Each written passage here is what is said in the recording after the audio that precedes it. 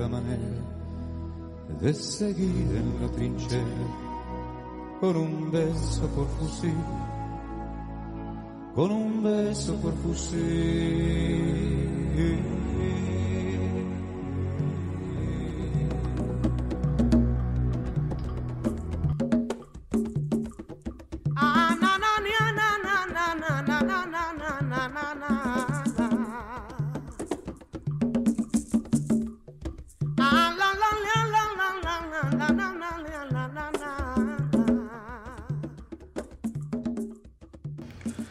Un saludo a quienes nos escuchan. Este es El Solar, un podcast para hablar de Metatranca, o al menos eso pienso yo.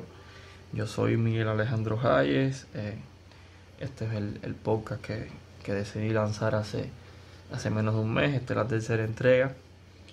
Hoy no, bueno, para quienes estén escuchando por primera vez, esto es un podcast pensado para que cada semana converse con algún invitado, o no, o simplemente tenga una emisión de ideas. Simplemente yo converse con quien esté escuchando, transmita algunas ideas, comentarios, reflexiones, y creo que hoy es ese día donde voy a sostener la conversación conmigo mismo, como anunciaba en la plataforma Spreaker, donde se lanzó este podcast. Quiero agradecer a todas las personas que han estado pendientes de la salida de este episodio, que me han preguntado cuándo lo voy a grabar, cuándo se va a publicar. Bueno, hoy es domingo, lo estoy grabando en horas de la tarde-noche, ya casi que a última hora. Hubo que esperar un poco, al menos tuve que esperar para grabar. Tenía algunas cuestiones técnicas, básicamente la disponibilidad del micrófono para poder grabar. Y bueno, quería antes de empezar aclarar que hoy voy a estar hablando sobre la entrevista realizada al ministro de Economía por RT. Quiero dejar bien claro que no se trata de un cuestionamiento político, esta noción de política a la que estamos adaptados, o están adaptadas muchas personas de ofensa. No se trata de eso. Quiero simplemente mostrar algunas reflexiones, algunas ideas en el campo de la teoría económica, de la propia reflexión que se puede hacer desde las ciencias económicas. Y bueno, también aclarar que tal vez esté un poco nervioso hoy. Es la primera vez que grabo un episodio de un podcast yo solo. Creo que estoy más nervioso que la primera vez que grabé un episodio de un podcast. Pero bueno, nada, creo que me iré relajando un poco. Y nada, estaré comentando algunas ideas y vamos a ver cómo sale esto. Lo primero es un planteamiento que hace el ministro de Economía, Alejandro Gil, al entrevistador, y él afirma que no estaba de acuerdo con que se calificara de ineficiente el modelo económico cubano, porque había sido el modelo y es el modelo que, a pesar de los pesares, incluso en las circunstancias más difíciles, afirmó, es el que nos tiene aquí, ¿no? Diría yo. Y bueno, yo creo que la eficiencia de un modelo económico no debe juzgarse, no debe plantearse en términos de un discurso político, al menos de una propaganda política. O sea, en términos reales de discurso propio de las ciencias económicas, hay diferentes indicadores para medir la eficiencia. Entonces podemos hablar de indicadores de rentabilidad, o sea, sobre todo razones matemáticas construidas con datos propios de la dinámica económica, asociados a costos, a razones de costo con ingresos, sobre todo de productividad. Entonces yo creo que nada tiene que ver la eficiencia de un modelo con esta cuestión de que sobrevive o no. De hecho, podríamos pensar en las crisis del capitalismo. Si este criterio fuera válido, todas las economías capitalistas siempre son eficientes. Entonces, ¿qué haríamos con las crisis, no? O sea, las crisis son momentos donde producen rupturas estructurales en la propia dinámica de producción de los sistemas. Y visto esto, ¿cómo quedan las crisis? Según la dinámica, la lógica que plantea el ministro de Economía, cuando hay una crisis del capitalismo, de las crisis lo que hay pérdida de los indicadores de eficiencia. Entonces, siendo consecuente con él, todo el sistema mundial de producción mundial capitalista siempre es eficiente porque no colapsa, porque no se cae. Entonces, las crisis, momentos de crisis del sistema, el sistema capitalista no deja de ser eficiente, simplemente porque no se sostiene en pie. O sea, yo creo que no es válido para el análisis económico de cualquier forma de producción. Es un criterio muy poco serio, insisto, desde el discurso de la economía. Y bueno, ya que cuestionamos cómo debía ser correcto, su discurso yo creo que una forma incluso alejada de los propios criterios economicistas que puede haber respecto a cómo medir la eficiencia de una economía en el caso de una sociedad como la cubana que se plantea como una sociedad socialista. ¿Cómo sería eficiente el modelo económico de una sociedad socialista?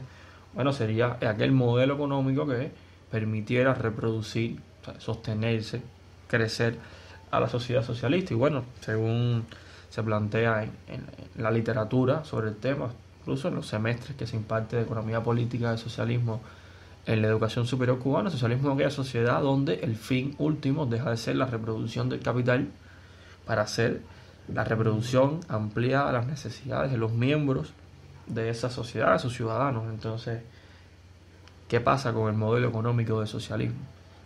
Un modelo económico socialista no es eficiente y vamos a hacer distanciamiento de todos estos indicadores económicos clásicos de eficiencia. O sea, no es eficiente si no logra sostener, reproducir de una forma, vamos a llamarle, sustentable, la lógica social del socialismo. Entonces, y eso se traduce algo muy sencillo como no es capaz de satisfacer las necesidades de sus ciudadanos. Una sociedad de escasez no es bajo ningún concepto no posee un modelo económico eficiente. Lo demás yo creo que sostenerse en pie es simplemente un ejercicio político, de discurso político, como teoría económica es poco eficiente. Creo que sería la mejor evaluación.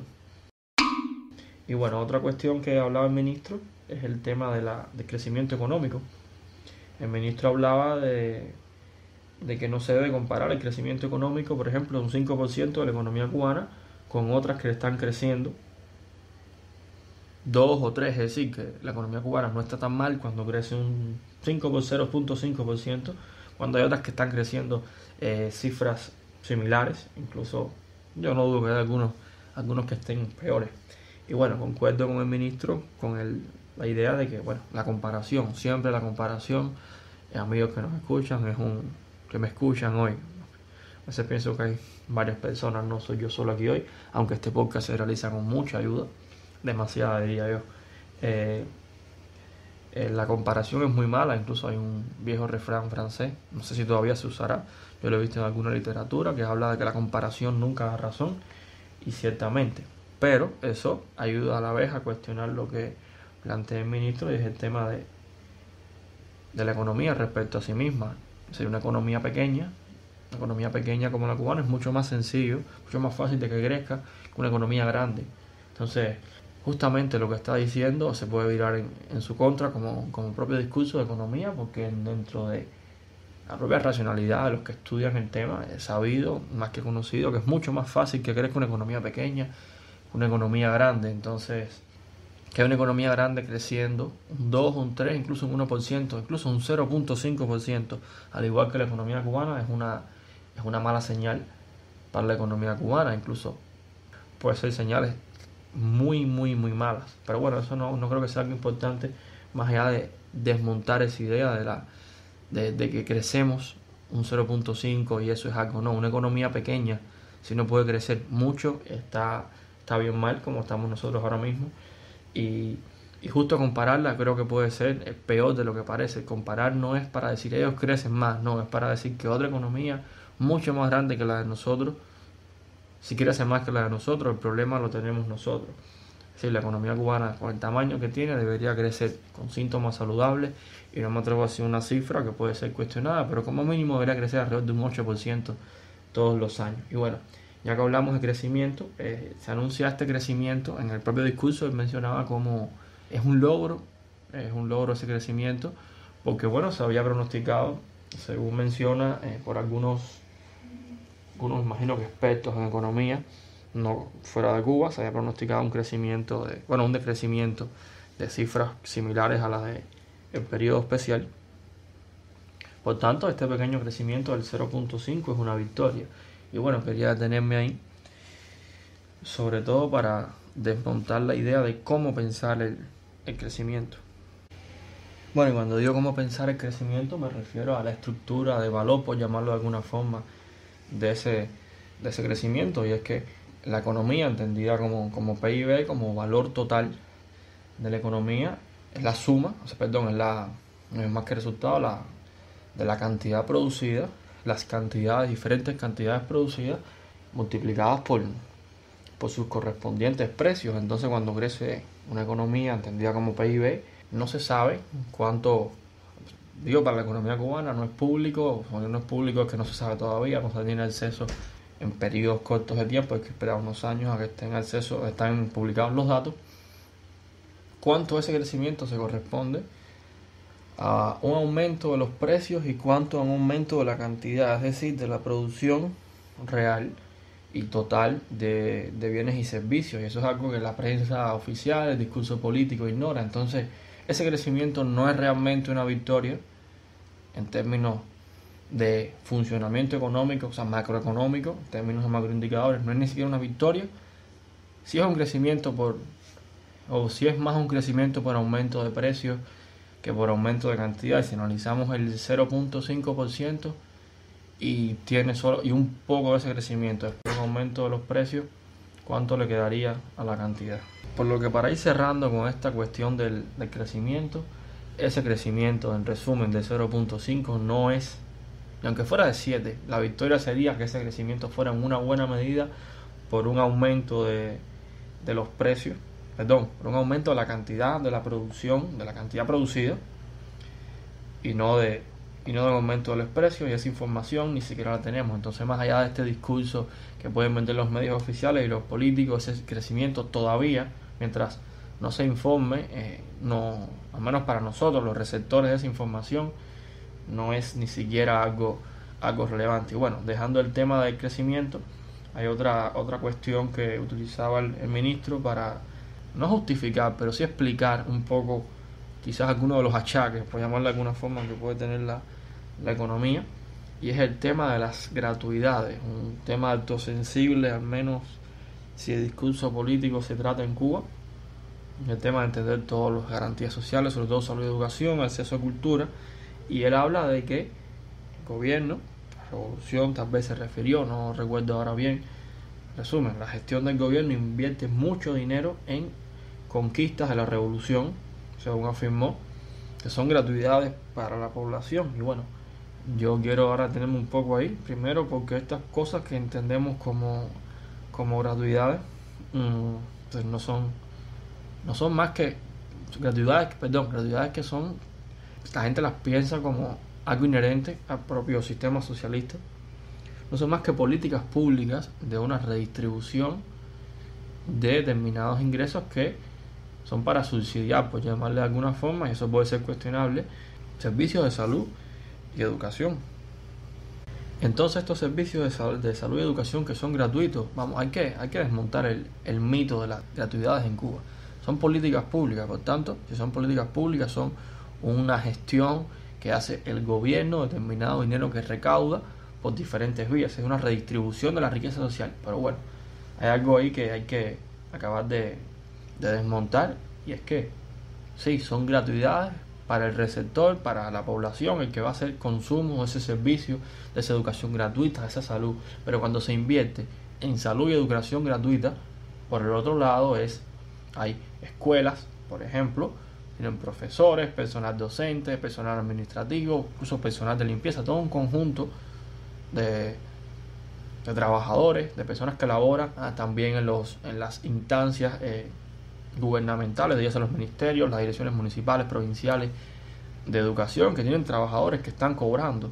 Si son personas que están, del otro lado de la gratuidad hay una persona trabajando, cobrando ese dinero, y que a su vez esa persona va a consumir bienes y servicios de la economía, ya sean producidos o importados. Es decir, con la salud es igual, la persona que lo recibe de forma gratuita, por el otro lado hay un médico, personal de limpieza, técnicos de la salud, personal administrativo, en fin, funcionarios también, recibiendo un salario, y que a la vez son personas que después consumen también bienes y servicios de la economía. Entonces, esta idea de la gratuidad como si fuera un dinero que el gobierno benévolamente saca de una java, no sé de dónde lo saca. Sí sé, claro, bueno, nos saca el dinero que recauda por diferentes vías y después lo echa, lo deposita en un saco sin fondo, que es el consumo de la población, como si fuera un regalo. No, eso son políticas públicas, son políticas que pueden, y es independencia del contexto, pueden ser parte o son parte del dinamismo propio de la economía. Son políticas que fomentan el empleo en sectores estratégicos como salud y educación, y que a su vez sostienen y fomentan el consumo. Ya podríamos, otro tema sería cuánto es esos salarios que se perciben en esos sectores sirven para el consumo. En realidad hay cifras, bueno, ahora han aumentado los salarios de esos sectores, pero bueno, la idea es que eso no es una cosa mágica que se coge el dinero y se bota. No, el dinero que se invierte en salud y educación es propiamente una inversión en el sentido técnico de la palabra. Se están generando empleo, se está generando consumo, se está fomentando la demanda, y por otro lado se están formando profesionales. Entonces hay que desmontar la idea como que todo el dinero que va ahí se pierde. No, todo eso es parte del ciclo económico. Eso, insisto, genera empleo, genera consumidores dentro de la economía cubana. Entonces creo que todo dejarlo como que se gasta en salud y educación como si fuera un perder el tiempo, hay que acabar de eliminarlo. No sé si fue esa la intención con la que lo dijo el ministro, ahora mismo me lo estoy cuestionando, pero al menos quienes nos escuchan queden con esa idea. Tomo como punto de partida el discurso del ministro y explico y aclaro esta cuestión. Pero más adelante el periodista de RT le pregunta al ministro, bueno, le afirma que él había, o sea, que el ministro, ¿no?, había dicho en televisión recientemente algo que había sido interesante. Es que el ministro hablaba de que la lógica de desarrollo económico de Cuba no podría llevarse a cabo tomando en cuenta teorías económicas actuales del capitalismo. Me imagino que se refería, bueno, aclararon que se refería a cuestiones del capitalismo, porque nuestro sistema está basado en el factor social. Bueno, aquí esta es otra cuestión que me gustaría comentar, y es el hecho de que el modelo cubano está generando respuestas generadas en teorías actuales. Si saben, quien vea la entrevista pensaría que las teorías económicas actuales, las teorías económicas del mundo, tienen una visión de un tipo que ignoran el factor social, y que la respuesta que se da en Cuba a los problemas actuales no tienen nada que ver con eso, porque tienen en cuenta el factor social. Bueno, este tema puede dar para mucho más, pero quisiera hacer un pequeño comentario, y es que, vaya, yo lo estuve escuchando y es como si estuviera, incluso el ministro lo voy a aclarar más adelante, porque da a entender como si en Cuba estuviésemos generando toda una teoría diferente a la hora de pensar y hacer políticas económicas, y nada más alejado de la realidad. Es que el modelo cubano genera respuestas desde el punto de vista de la racionalidad económica según los estándares de la teoría económica fuera del mundo. No sé si el periodista quiso dar a entender que fuera de Cuba se dan respuestas extremadamente economicistas que obvian los factores sociales. Yo creo que hay que aclarar esa cuestión. Una cosa es que se tomen políticas económicas, se decían políticas económicas que ignoran la cuestión social, indicadores como la pobreza, el desempleo, a la hora de decidir qué hacer con la economía. Y una cosa es la propia teoría, y es que en Cuba se usa exactamente la misma teoría que existe fuera, que existen los grandes centros de producción teórica, simplemente que se emplea, se afirma que se emplea, a veces se logra, a veces no, con una proyección social. Yo creo que hay que aclarar la diferencia entre teoría económica y política económica. Es algo tan sencillo como que la Academia Cubana de Economía no genera teorías nuevas ni diferentes a las que se están generando fuera. Nosotros somos un país que desde que se empezó, bueno, desde que surge la ciencia económica y Cuba se va formando como nación, siempre hemos sido receptor. Bueno, en Cuba hay muchos países de la periferia, siempre hemos sido receptores de teorías económicas establecidas, que las asimilamos y hacemos un proceso de innovación, de adaptación realmente a las condiciones cubanas de esas teorías que vienen de fuera, pero que no somos una fuente teórica. Entonces no se trata de que las teorías que se emplean fuera de Cuba son menos humanas y aquí se usa algo diferente. No, se usa exactamente la misma teoría porque es la única que hay, o las mismas teorías. En Cuba no hay una escuela formada y fundamentada en cuestiones del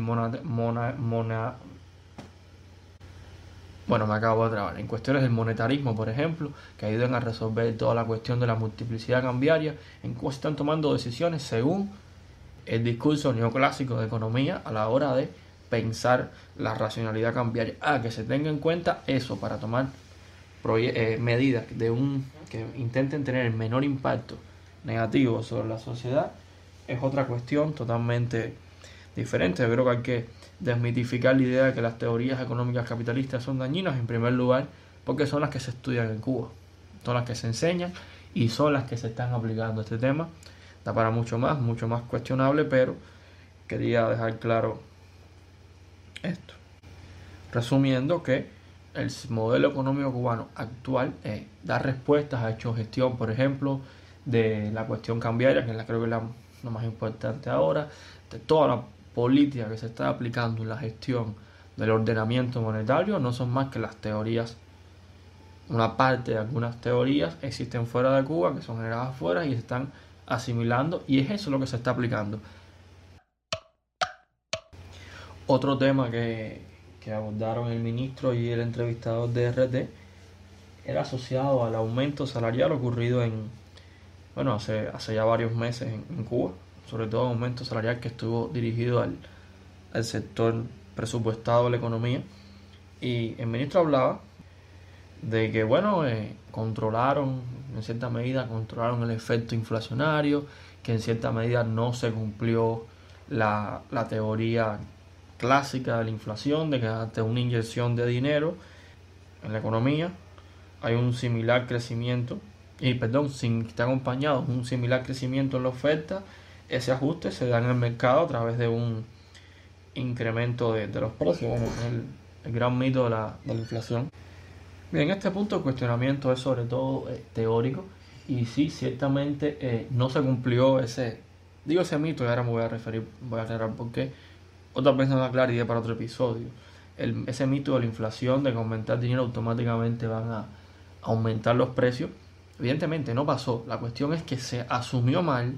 O sea, no pasó porque lo que no hubo en la economía cubana fue una inyección de dinero. Creo que ahí hay una gran confusión de términos. No sé si habrá algún economista cubano que escribió sobre esto. Ese economista desarrolló textos sobre estos temas, y es que no hubo, y ahora nos estamos refiriendo al aumento salarial que hubo hace unos meses, no hubo una inyección extra de dinero en circulación. Simplemente se redireccionó hacia el consumo un dinero recaudado. Es decir, una inyección de dinero es una emisión, una emisión en este caso, una emisión una emisión de dinero suficiente para inyectar en la economía. Es decir, el dinero con el que se aumentaron los salarios no fue una inyección, fue un dinero que se sacó de la recaudación que hace el gobierno, la administración central del Estado, y se redireccionó en forma de salario. Es decir, puede ser un dinero que pudo quedarse, digamos, en la circulación interna de las empresas, en los intercambios, en las relaciones comerciales, mercantiles, el tipo que sea, entre diferentes empresas, de transacciones entre empresas, un dinero que pudo estar destinado a cubrir esos gastos, simplemente que pudo quedarse ahí o que pudo ir a otros gastos, un dinero que se generó en algún lugar de la economía, que alguien produjo, y a través de una política de redistribución se envió en forma de salario a sectores presupuestados. Nada tiene que ver eso con una inyección de dinero. Es decir, no pudo haber inflación porque no hubo una inyección de dinero. Por otro lado, no puede haber inflación donde los niveles de ingresos están por debajo de la canasta de consumo básica que puede tener la población. Es decir, la canasta de consumo básica que puede tener un ciudadano en Cuba, hay diferentes cálculos.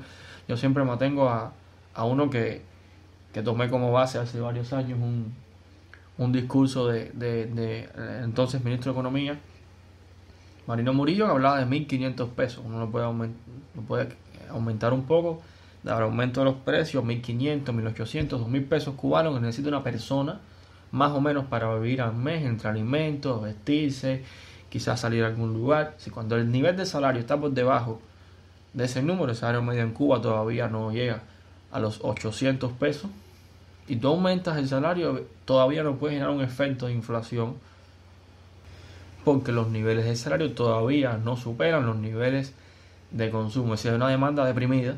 Cuando tú le aumentas el salario, todavía esa demanda no ha llegado a un nivel de equilibrio que pueda alcanzar en el mercado. Eso es algo que desgraciadamente se trabaja en algunos aspectos de la teoría económica que ni siquiera se aborda mucho, pero que hay que tenerlo claro. Y lo otro es la inflación, es decir, hacia dónde se van a dirigir esos precios. Hay que recordar siempre que la inflación nunca es una inflación general, siempre es sectorial, determinados sectores de la economía, puede ser que sea en todos, pero siempre se va redireccionando en sectores principales. En Cuba la inflación no, el aumento de los precios, que es otra cuestión, siempre va dirigido sobre todo a los artículos de necesidad, a los alimentos. Siempre el aumento de los precios es en los alimentos, pero bueno, eso es un tema que puede perderse un poco. Pero lo más importante, dejar claro, es que no hubo una inyección de dinero, no se emitieron nuevos billetes para pagar esos salarios, simplemente se redireccionó un ingreso, un dinero que ya entraba a la Administración Central del Estado por diferentes vías, y que quizás lo que puede ser cuestionable es que pudo haber salido, digamos, del intercambio entre empresas para pasar al consumo de los ciudadanos. Y aún así tampoco eso sería una fuente de inflación, porque ese dinero a nivel de cuentas que puede estar en una empresa siempre es dinero que es resultado de producir algo que se vendió y que lo compró alguna persona. Es decir, no hubo tal inyección, simplemente se redireccionó. Tampoco podía haber inflación, porque todavía los niveles de ingresos que cubren la demanda, los niveles de ingresos no cubrían la demanda. Por tanto, el aumento de salario simplemente iba a intentar cerrar esa brecha entre la demanda que reproduce las necesidades y la demanda real que existe dado los ingresos, que es por debajo de esa demanda que reproduce verdaderamente las necesidades de los ciudadanos. Entonces, no fue que la teoría clásica de la inflación no funcionó, fue simplemente que no eran las condiciones cubanas en las que podía funcionar esa teoría, y es lamentable que no se pueda entender los marcos exactos en que puede verse esta lógica de la inflación dada una inyección de dinero. Se ha confundido cuestiones básicas como redistribución con inyección de dinero dentro de la economía como sistema. Bueno, más adelante continuaron con cuestiones tales como el tema de la distribución de la riqueza, y el ministro de Economía hablaba de que hemos avanzado, que continuamos sobre la idea de distribuir las riquezas más equitativamente, de que se han visto, estudiado otros modelos del mundo, como es el caso de los modelos asiáticos, chinos y vietnamitas. Y bueno, quería detenerme sobre estas dos cuestiones. Lo primero es que es un mito, creo que también es un mito o algo que ya no se corresponde con la realidad cubana, el hecho de la distribución equitativa de la riqueza. Hay que recordar siempre que los indicadores de desigualdad social en Cuba, estamos hablando como mínimo el índice de Gini, es un índice de desigualdad que se utiliza en muchos, es un estándar internacional todavía para medir la desigualdad.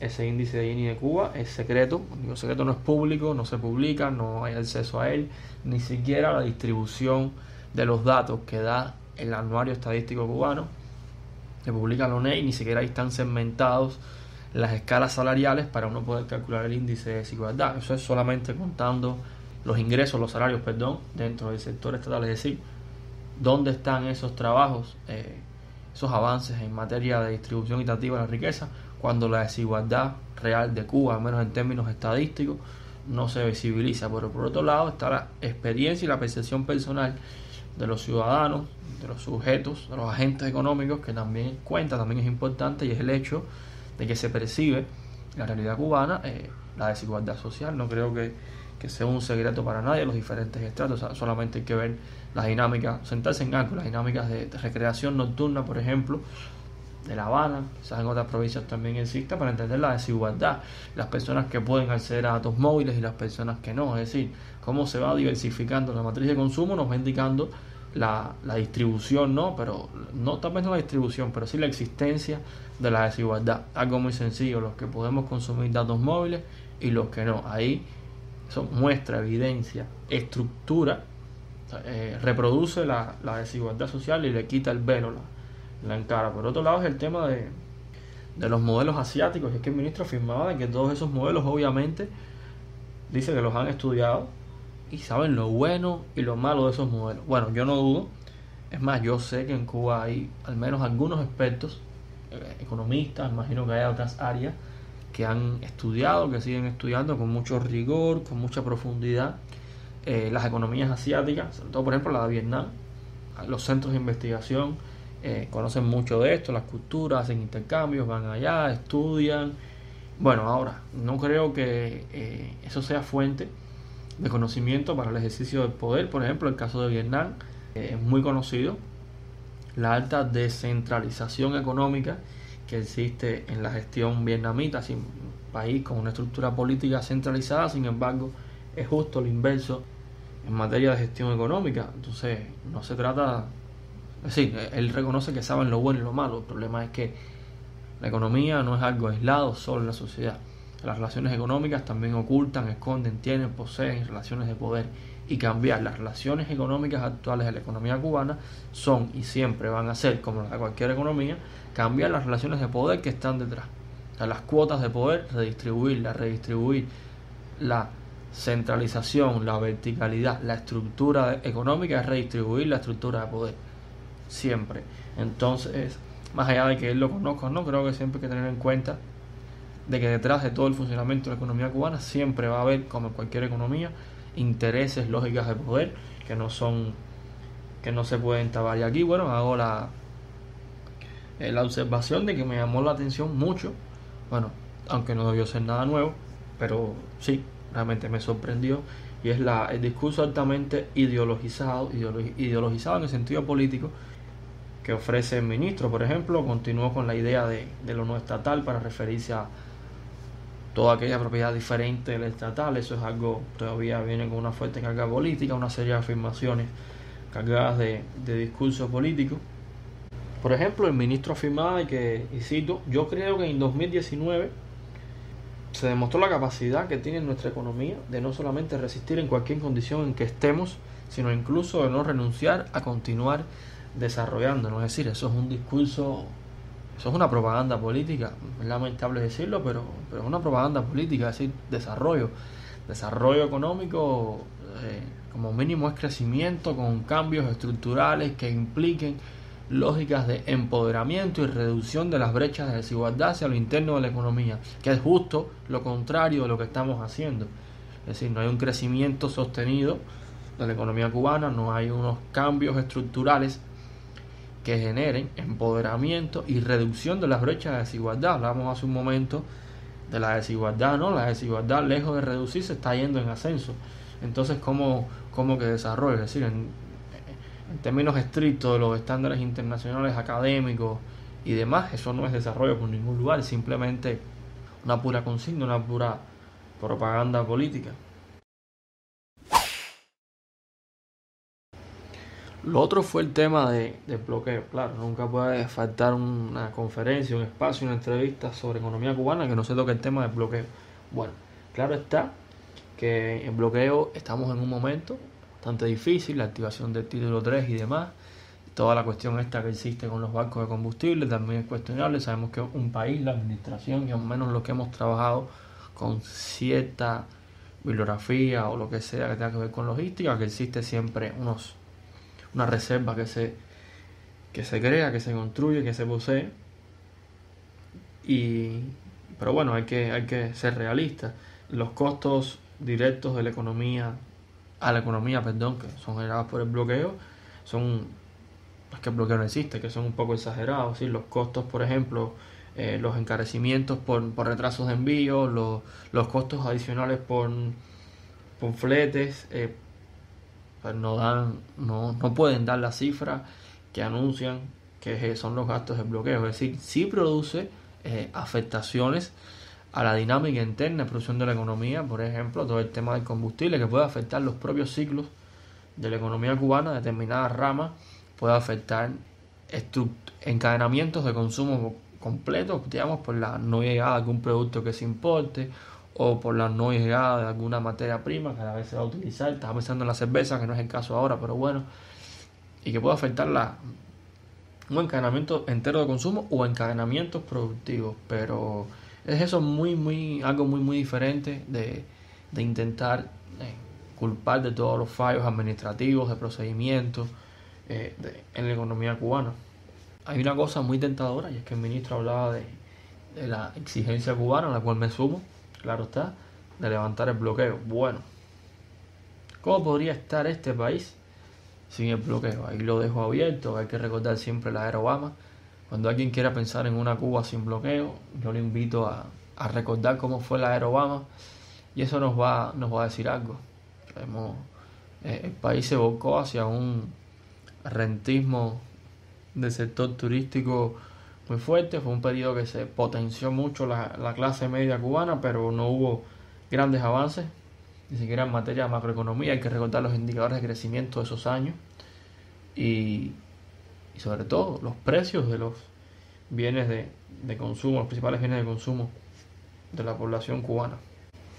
Y bueno, hay otras cuestiones que ya trascienden el propio orden del discurso, y sí que quería referirme, y es por ejemplo el tema de el modelo económico cubano. Se ha hablado de eso al inicio, pero quiero regresar sobre eso. Y bueno, el ministro hablaba de que es el modelo que siempre hemos tenido. Bueno, yo sé que siempre uno tiene el lenguaje, nos hace trampa y nos obliga a hacer construcciones que son un engaño, ¿no? El modelo económico cubano, el que siempre hemos tenido. Bueno, realmente yo me pregunto, y tengo respuesta, claro, una pregunta retórica, de si había un modelo económico cubano en 1960. Evidentemente la respuesta es no. Luego del cambio abrupto, institucional, político, ideológico, cultural, jurídico, repito, jurídico, de la Cuba post-59, o sea, no había un modelo, había un intento de generar una alternativa. De hecho, hay toda una intencionalidad de industrialización en Cuba hasta la década del 70, hasta el 70, que se pone fin al proyecto de industrialización con la zafra del 70. Es decir, no había un modelo. Lo que entendemos como el modelo económico cubano es algo que es muy cuestionable si realmente hay un modelo. Y es que en este tema del modelo, ahí realmente lo que entendemos como el modelo cubano de hoy es toda la maquinaria influenciada y altamente marcada por el modelo de gestión soviético que se implementó en Cuba. Vamos a contar a partir de la década del 70, con todo un proceso de institucionalización que cerró con la Constitución del 76, y ahí se sentaron las bases de cómo iba a funcionar la economía cubana posteriormente, luego de la caída del campo socialista. Lo que ha ocurrido es como un intento de ponerle parches y de reorganizar toda esa dinámica económica, aquel viejo modelo soviético, un intento literal, tal y como llamaron los lineamientos de actualización del modelo económico cubano, pero es actualización de ese viejo modelo soviético. Entonces podemos hablar de modelo, un momento como el que estamos, de reorganización, podemos hablar de un modelo. Creo que no existe un modelo económico en Cuba, creo que existe un intento de actualizar un modelo que tal vez no sea precisamente actualizable. Por otro lado, el ministro habló también de potenciar más la empresa estatal. Bueno, aquí todo el mundo sabe que se trata de lo que le han llamado la empresa estatal socialista. Yo no sabría cuánto detenerme en este tema, es un tema que me interesa, me apasiona mucho, pero que puede trascender los marcos de este podcast. Lo primero, que es la empresa estatal socialista. O sea, vamos a referirnos, ya habría que aclarar, ¿no? Si referirnos a aquello que sea realmente una empresa estatal socialista, o a lo que se le ha puesto la etiqueta de la empresa estatal socialista simplemente por una consigna política y su papel real dentro de la economía cubana. Lo primero es que la empresa estatal socialista, algo que está tan largo, debería ser condición obtenida. Sin embargo, es punto de partida. Se considera por definición empresa estatal socialista a todo un sistema y un conjunto de empresas cubanas. O sea, muchas de ellas ni son empresas, no son empresas en la medida que no cumplen con esta lógica empresarial de una sostenibilidad de ingresos superiores a costos, es de ser literalmente rentables. Algunas no son ni siquiera estatales en la medida que tienen una dinámica, un funcionamiento que nada tiene que ver con los intereses, ni siquiera se articulan con los propios intereses del Estado cubano. Empresas que son literalmente un relajo y bueno, socialistas. Son socialistas. Si no cumplen con las dos ideas anteriores, podría ser una empresa socialista. Entonces, estamos hablando de potenciar la empresa estatal socialista. ¿Pero cuál? Entonces es algo como que hay que hacer productiva y más eficiente a una empresa que hasta ahora, o muchas empresas que hasta ahora no han logrado hacerlo. Y bueno, esto no es un discurso que está del todo mal, simplemente hay que llamar las cosas por su nombre. Él está hablando de hacer eficientes las empresas estatales. No tienen por qué ser socialistas. Son para mí, en la categoría socialista, debería ser una etiqueta que se ganen las empresas, no que sea el punto de partida, considerar todas esas sean productivas, ineficientes, o sea, improductivas, ineficientes a muchas empresas. Y bueno, por otro lado es la cuestión de que realmente potenciar la empresa estatal socialista, hacerla más productiva, lograr que sea una empresa que ayude a desarrollar el país, implicaría cambiar la mentalidad de dirección, no solo las empresas, sino el entorno ministerial que envuelve y administrativo que envuelve las empresas por encima de ellas. O sea, implicaría repensar las lógicas de poder, como hemos mencionado anteriormente. Las dinámicas de información, implicaría una transparencia en la gestión empresarial que poco tiene que ver con las dinámicas actuales y que incluso serían convenientes a los grandes centros que son plural de poder dentro de la realidad política y administrativa cubana. El otro punto de la empresa estatal socialista creo que es el que más me importa, es situar su peso, su rol dentro del desenvolvimiento de esa cosa que metafórica y eufemísticamente le llamamos la economía cubana. Y es que hay todo un falso debate, incluso a nivel académico, de rivalidad, diálogo, complementariedad entre la empresa estatal y el sector privado, y no le voy a llamar no estatal por cuestiones de respeto. Es la idea de qué papel juega con la empresa estatal. La empresa estatal socialista o no socialista, la empresa estatal en términos legales no tiene y no posee el grueso de la economía cubana, de la economía dentro de Cuba.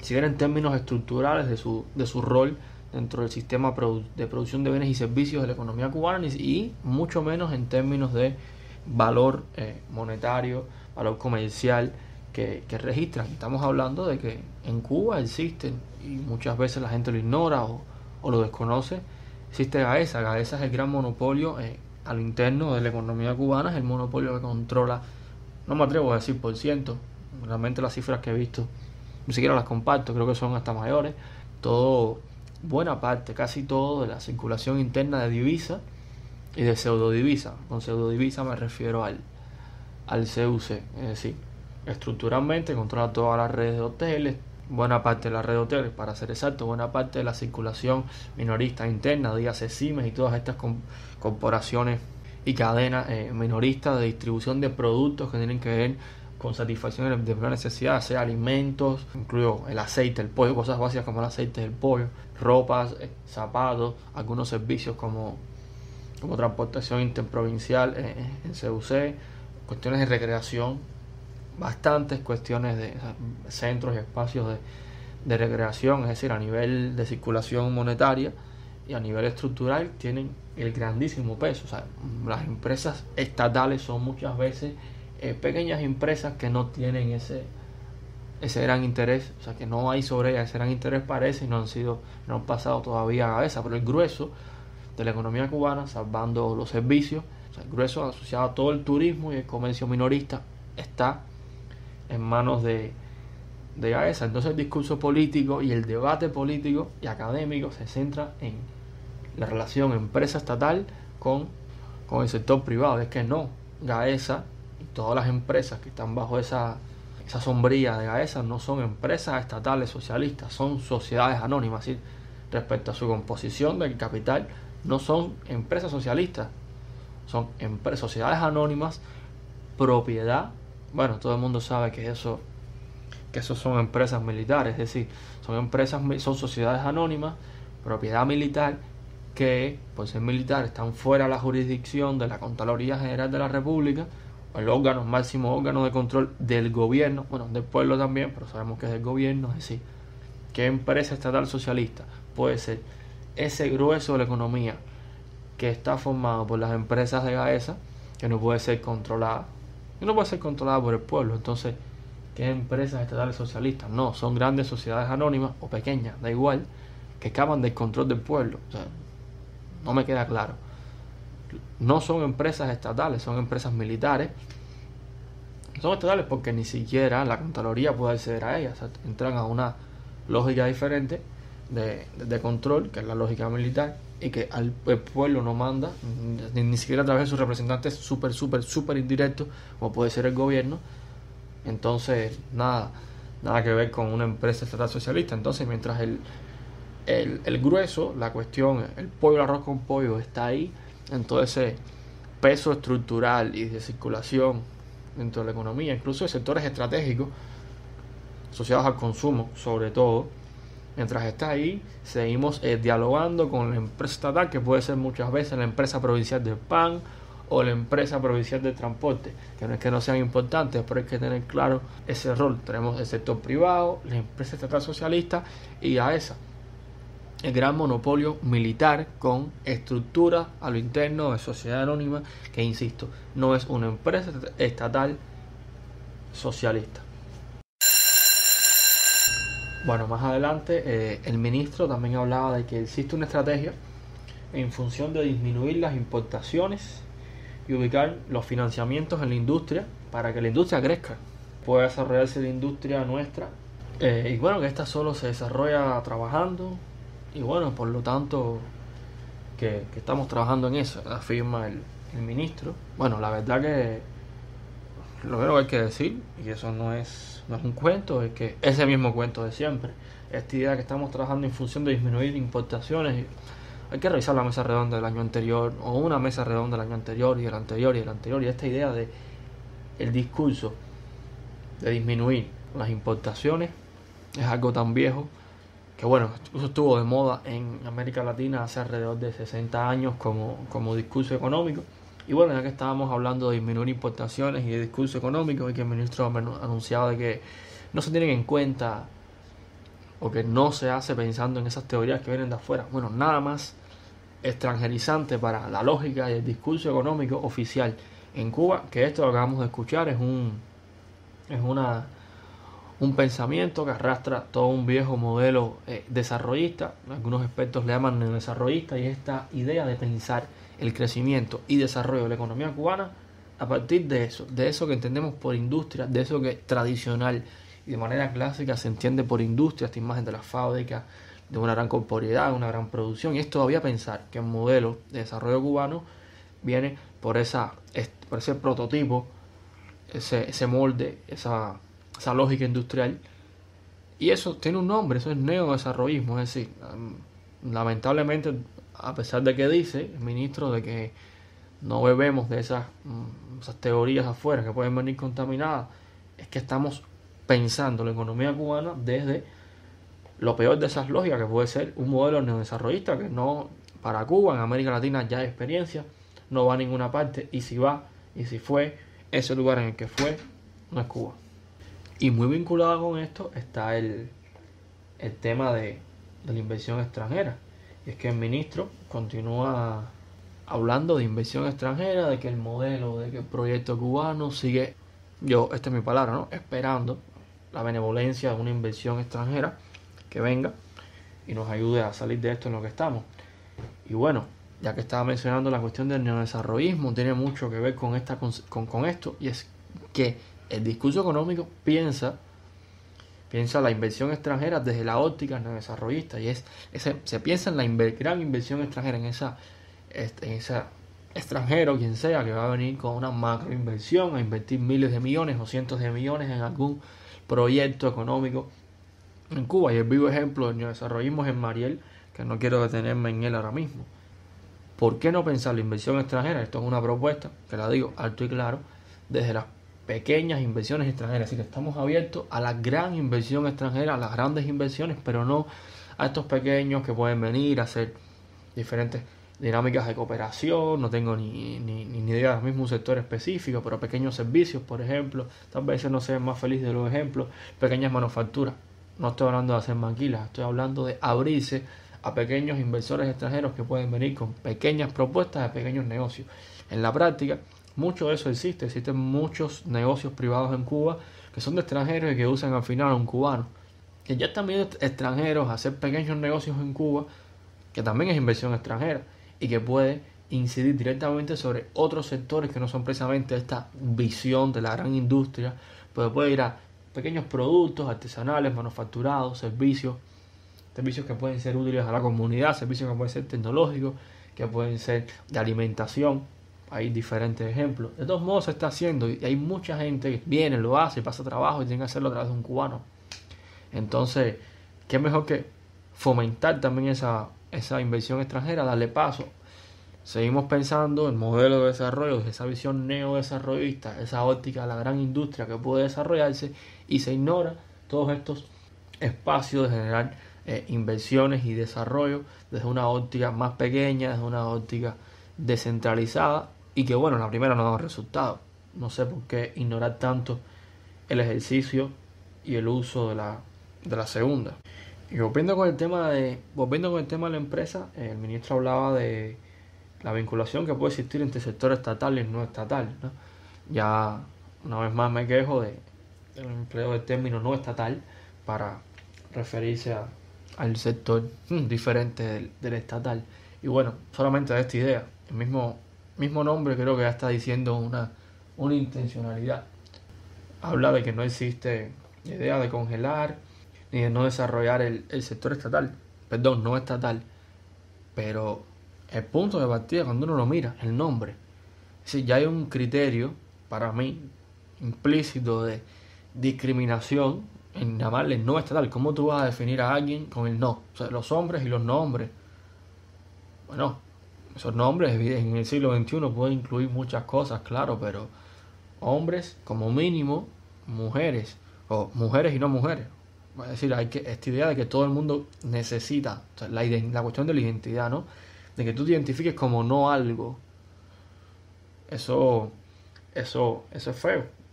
Eso es feo en la cuestión de la identidad. Si estamos hablando de fomentar, de que no hay idea de no fomentar y de congelar a un sector que no tiene una identidad, o que oficialmente no se le construye una identidad propia, se le nombra en diferencia, en negación de lo estatal. Eso deja mucho que desear, y creo que ahí ya va implícito justo la idea contraria a lo que plantea el ministro, y es que si analizamos la práctica, la relación real con el sector no estatal, para usar sus términos, claramente el sector privado y cuentapropista, habría que llamarle en todo momento, es muy diferente a lo que ha dicho.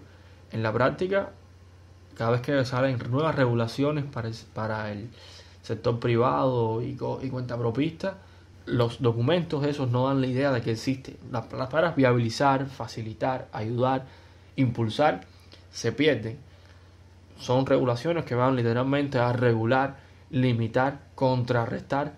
No voy a decir la palabra detener porque creo que está implícita. Y lo otro es que sabemos y es real que dentro del ejercicio político cubano, dentro de las élites del ejercicio político cubano, y es una mentalidad que se reproduce y no se le pone freno, que la voluntad política no hace nada por desarraigarla, existe toda esta variante de pensar el sector privado como un mal necesario. Entonces creo que es poco consecuente esa idea de que no se quiere obstaculizar o congelar.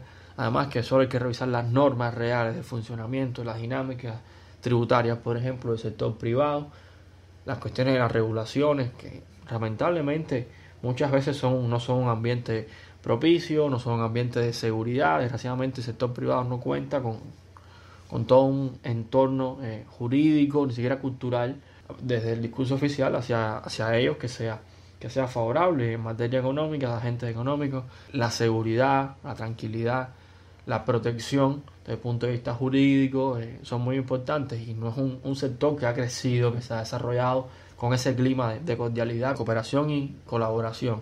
Más allá de que no existan esos espacios, estoy hablando del discurso político, de la proyección y del mensaje que se difunde a través de los grandes medios.